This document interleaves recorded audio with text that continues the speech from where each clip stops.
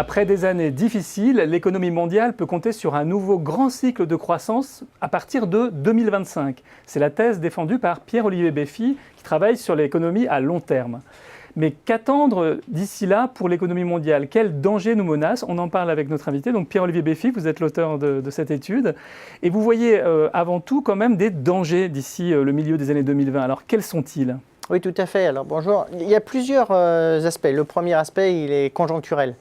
C'est-à-dire que quand on est dans un cycle déflationniste, qu'est-ce que ça veut dire un cycle déflationniste? Ça veut dire qu'on est à la fin d'un cycle de dette et qu'il va falloir éponger la dette. Alors on va l'éponger de différentes manières, mais pour l'instant, disons qu'on la monétise, c'est-à-dire que la Banque centrale achète beaucoup de cette dette pour avoir des taux d'intérêt très très bas. Voilà.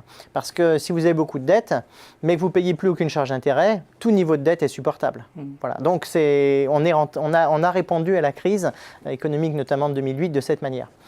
Mais bien sûr, quand les taux sont très très bas, on induit des comportements parfois un peu vicieux. Donc par exemple, un des comportements vicieux, c'est que certains acteurs qui n'ont pas besoin de s'endetter vont s'endetter, mais pas forcément pour de bonnes raisons. Donc typiquement, le secteur aujourd'hui qui ne s'endette pas pour de bonnes raisons, ce sont les entreprises. Les entreprises aujourd'hui s'endettent, mais elles s'endettent beaucoup pour faire de l'optimisation financière, pour faire du rachat d'actions, des fusions-acquisitions. Pas pour investir. Pas pour investir.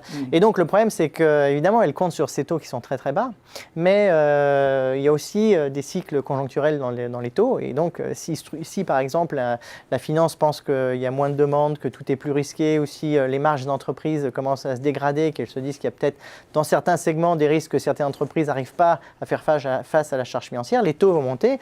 Et là, quand on s'est beaucoup endetté, on doit justement… Le piège se referme. Exactement, et on doit couper…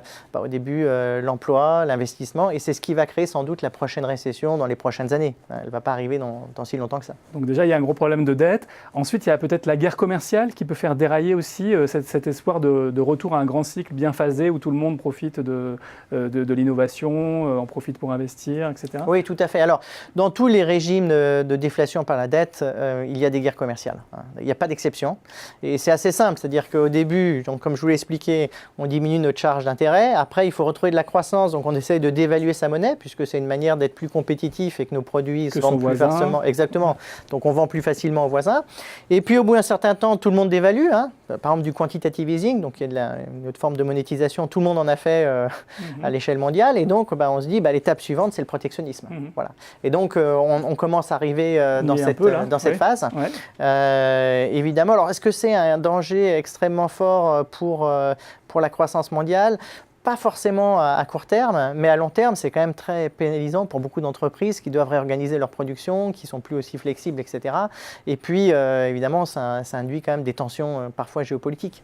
D'accord. Et justement, il y a un autre point que vous soulignez, c'est dans les prochaines années, vu l'état des sociétés, c'est les risques politiques et sociaux qui montent aussi et qui pèsent aussi sur les scénarios d'économie. Oui, tout à fait. Alors, il y a deux grands risques, je dirais, sociaux, politiques et dans les cycles de déflation par la dette.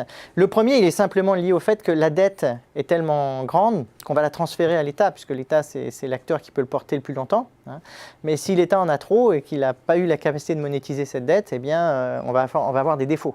Donc les défauts sur la dette augmentent, le nombre de défauts sur la dette augmente très fortement dans ces périodes de déflation par la dette. Vous pensez même au-delà des pays émergents, en fait Oui, on peut avoir, la Grèce, c'est déjà un défaut déguisé, mais voilà, on peut avoir d'autres défauts organisés. Voilà. Et ça fait, pour la société, c'est très dur parce que on perd la confiance dans le système financier, dans son épargne, etc. Ça peut être très très compliqué. Puis il y a un deuxième aspect qui est plus générationnel, c'est-à-dire qu'on est dans un monde où il y a beaucoup de pression dans le système et où on finit en quelque sorte par avoir trop de pression économique, trop d'inégalités, parce que la fin des cycles aussi d'innovation, c'est des cycles qui sont plus inégalitaires. Donc l'augmentation des inégalités, la pression économique fait qu'en fait il y a plus de souffrance, donc aussi plus de violence qui sort de l'économie. Et le dernier point peut-être pour compléter cette analyse, il est aussi générationnel, puisque on a une génération, généralement au moment où on est dans la déflation par la dette, on a la génération qui est au pouvoir, qui, pour nous c'est les baby boomers, voilà, qui en fait est la génération qui a plutôt amélioré, je dirais, fait des avancées sociétales. On a bien vu, les années 70, on a beaucoup d'avancées sociétales pour l'égalité de la femme, etc. Mais c'est aussi la génération, en quelque sorte, qui a porté l'endettement du système. Et donc cette génération va se confronter à une nouvelle génération qui, elle, va dire non, mais on ne veut plus de ça, on veut aussi, moins d'un capitalisme individualisé, basé sur la performance par exemple des gens. On va chercher quelque chose de plus collectif. Donc il y a une espèce de renouveau des institutions, et une espèce de renouveau, je dirais, sociétal, où les gens cherchent sont à la recherche d'organisations plus coopératives, etc. Et parfois, malheureusement, on a aussi des développements idéologiques. Donc par exemple, avec des guerres qui deviennent idéologiques, des mouvements de violence qui deviennent plus idéologiques. Et généralement, ces mouvements sortent vraiment dans ces périodes de déflation par la dette. Donc vous nous prévoyez quelques années de transition assez dangereuses. Espérons qu'elles se passeront bien. Pierre-Olivier Beffy, il vaut mieux. Merci pour votre éclairage. Merci beaucoup.